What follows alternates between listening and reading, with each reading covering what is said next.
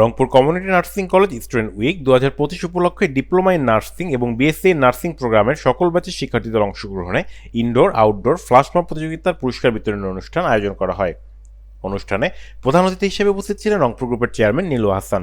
বিশেষ অতিথি হিসেবে উপস্থিত ছিলেন রংপুর গ্রুপের পরিচালক মেজর মোহাম্মদ নাসিম উদ্দিন, মোহাম্মদ মোশাররফ হোসেন দীপ্তি। এছাড়াও উপস্থিত ছিলেন Rangpur community medical college, Rangpur community dental college, Rangpur community nursing কলেজের অধ্যক্ষ উপাধ্যক্ষ, কলেজের শিক্ষকবৃন্দ, কর্মকর্তা কর্মচারী এবং শিক্ষার্থীরা।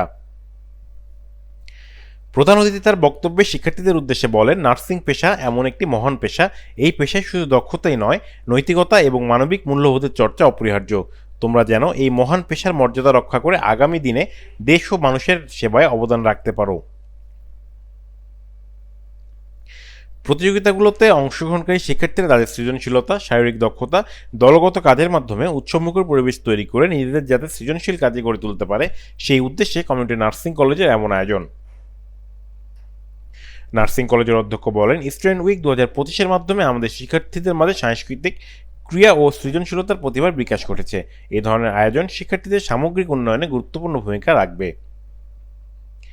মোহাম্মদ শহীদ সরকারের সঞ্চালনায় কলেজ অডিটোরিয়ামে আয়োজিত এক বর্ণাঢ্য পুরস্কার বিতরণ অনুষ্ঠানে বিজয়ীদের মাঝে পুরস্কার ও সনদপত্র বিতরণ করা হয়।